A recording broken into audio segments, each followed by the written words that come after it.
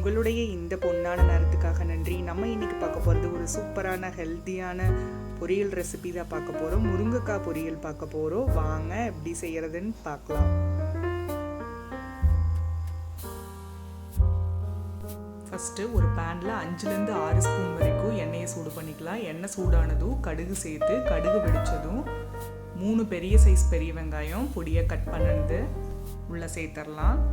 சேர்த்துட்டு ஒன்ஸ் கலந்து விட்டுட்டு 2 பச்சை மிளகாய், 2 கொத்து கருவேப்பிலை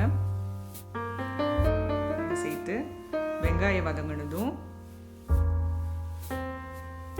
4 தக்காளி பொடி பொடியாக கட் பண்ணினது உள்ளே சேர்த்துடலாம். தக்காளி நல்லா மசிய வரைக்கும் வதக்கிக்கலாம். பாருங்கள், இந்த மாதிரி நல்லா வதங்கினதும் நம்ம கட் பண்ணி வச்சுருக்கிற முருங்கைக்காய் எடுத்துக்கலாம். நான் இன்னைக்கு 10 முருங்கைக்காய், நாட்டு முருங்கைக்காய், சின்ன சைஸு. தேவையான அளவு உப்பு. இது வீட்டில் அரைச்ச மிளகாய்த்தூள், காரத்துக்கு தகுந்த மாதிரி ஆட் பண்ணிக்கலாம். 1/2 ஸ்பூன் மஞ்சத்தூள், கரம் மசாலா 1/2 ஸ்பூன்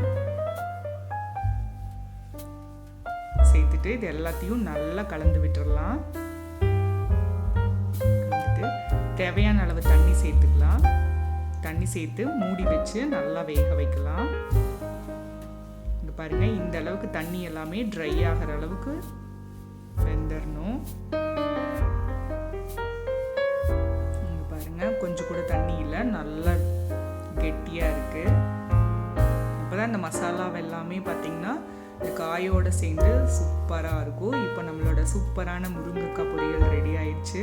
இது பார்த்தீங்கன்னா சூடான சாதத்தோடு சாப்பிட்றதுக்கு அவ்வளோ சூப்பராக இருக்கும். நீங்களும் வீட்டில் ட்ரை பண்ணி பாருங்கள்.